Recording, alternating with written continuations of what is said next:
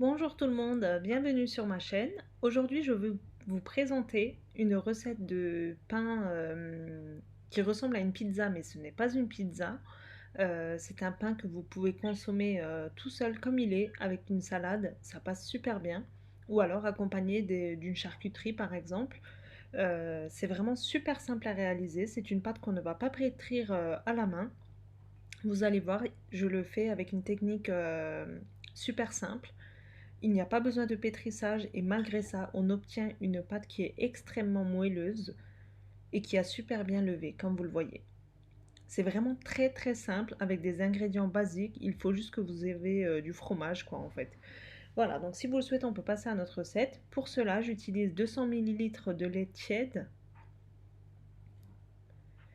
Ensuite, je vais verser 3 cuillères à soupe d'huile.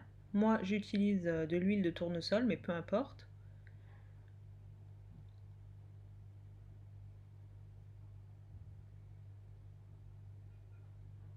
Ensuite, j'ai un œuf entier.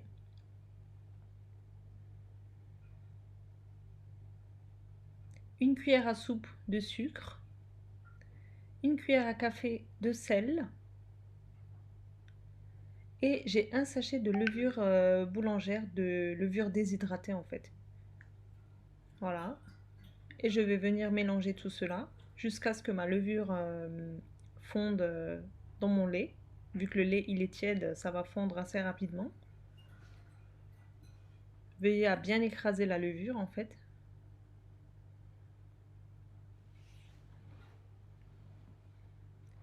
Et maintenant, je peux commencer à incorporer ma farine. Alors au niveau de la farine, moi j'ai utilisé 600 g de farine. Mais vous allez voir par la suite que j'ai rajouté une cuillère à soupe. Donc ça peut être à peu près pareil chez vous aussi. Il faut que ça soit une texture quand même qui colle au doigt. Donc faites-le à l'aide d'une cuillère comme moi en fait. À ce stade, elle me paraissait beaucoup trop liquide en fait pour pouvoir la manier après la levée. Donc j'ai rajouté une cuillère à soupe de farine et c'était bon pour moi. Donc en gros à peu près 600 g de farine. Voilà, comme ceci, c'est une pâte qui est assez élastique. Une fois qu'elle se ramasse, on arrête de mélanger. Voilà, le pétrissage, il est déjà fini.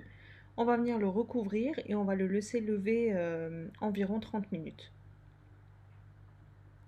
Pendant ce temps, je prépare ma farce. Alors moi, j'utilise du fromage. Là, j'ai du fromage que j'ai râpé, c'est du fromage turc. C'est comme de l'emmental, mais c'est beaucoup plus gras. Après, vous pouvez très bien utiliser de l'emmental. Et ensuite, je viens émietter quelques morceaux de fromage de type feta. Je viens les mélanger les deux et puis j'émiette mon feta. J'évite de laisser des gros morceaux en fait. Et je les mélange grossièrement. Vous pouvez très bien rajouter les fromages que vous avez dans le frigo, hein, ça sera tout aussi bon. De la mozzarella, du comté, ce que vous avez à la maison, hein, même du camembert, vous pouvez le couper en morceaux. Voilà, donc à peu près la moitié, je le prends dans ma paume de ma main et je forme une boule. Donc je divise mes fromages en deux en fait. Donc il y a une partie, celle que j'ai mis en boule, je vais la mettre dans ma pâte et le reste, je vais le parsemer sur le dessus. Vous allez le voir. Donc là, pendant ce temps, ma pâte, elle a eu le temps de lever. Donc environ 20 à 30 minutes, c'est suffisant. Elle n'a pas besoin de gonfler énormément. Voilà, donc j'ai fariné ma table. Je viens dégazer ma pâte au début, comme ceci. Comme vous voyez, malgré qu'on ne l'a pas pétrie à la main, c'est une pâte qui est très souple. Bien veiller à fariner votre plan de travail ou votre table, car comme c'est une pâte qui colle, elle risque de beaucoup coller. Donc voilà, je viens mettre un petit peu de farine. Vous voyez, elle est un petit peu collée, mais c'est pas grave. Elle se manipule facilement. Voilà, je forme une boule. Et vous allez voir que je ne vais même pas utiliser de rouleau à pâtisserie. C'est tellement simple à faire. Donc une fois qu'on a formé notre boule, on vient fariner légèrement. Ne pas utiliser excessivement de farine non plus. Voilà, juste ce qu'il faut pour pas que ça colle. Et je viens maintenant l'étaler avec le bout de mes doigts. Ensuite, je viens mettre mon fromage sur le milieu et je viens rabattre ma pâte.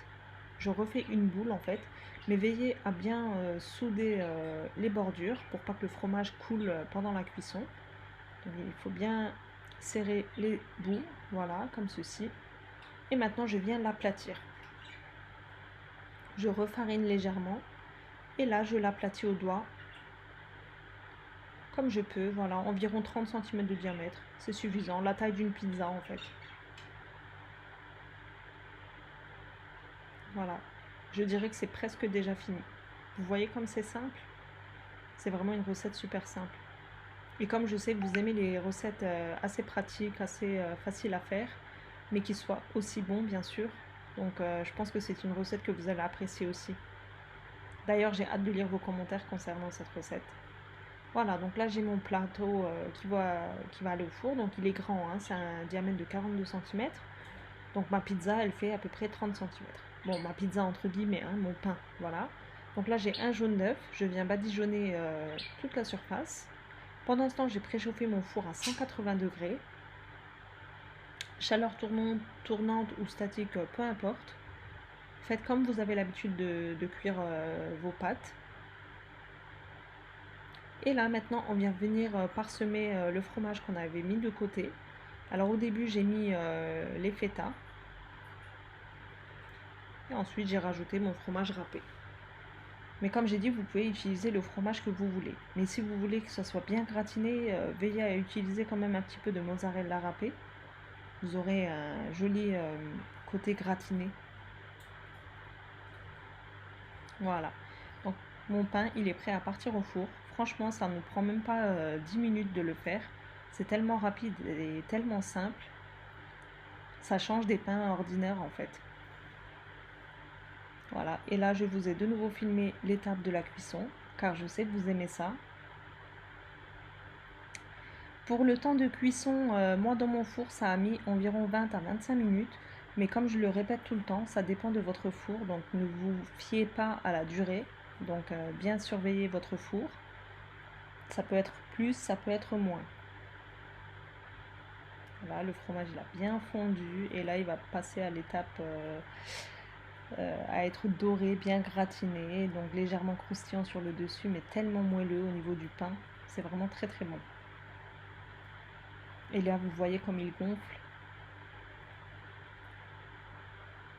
Vraiment, n'hésitez pas à tester cette recette. Vous ne serez absolument pas déçus.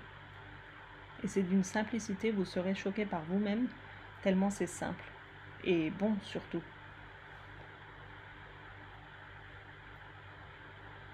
Voilà, donc moi, mon pain, il est cuit.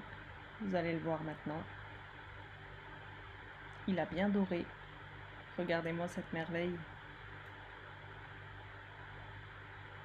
Et je ne vous raconte même pas l'odeur, bien sûr. Voilà, je l'ai sorti du four. Je l'ai transvasé sur ma planche pour éviter qu'elle s'humidifie sur le plateau. Donc c'est encore chaud à ce stade. Et moi, comme j'ai voulu profiter de la lumière du jour, comme je filmais, donc j'ai coupé quand c'était encore chaud.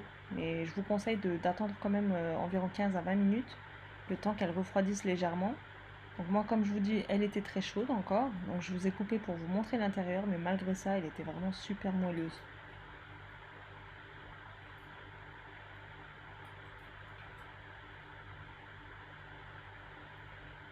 Là, je coupe comme des parts de pizza. Et c'est prêt. Si vous le souhaitez, comme j'ai fait en fin de vidéo, vous pouvez très bien parsemer de ciboulette ou persil frais, comme vous voulez, pour apporter une touche de couleur. Donc il y a du fromage à l'intérieur et sur le dessus. Donc c'est vraiment très très très bon.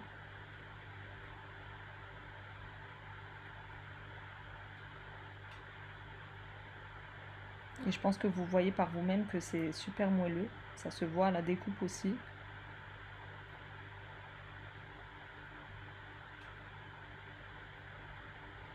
Regardez-moi ce fromage à l'intérieur.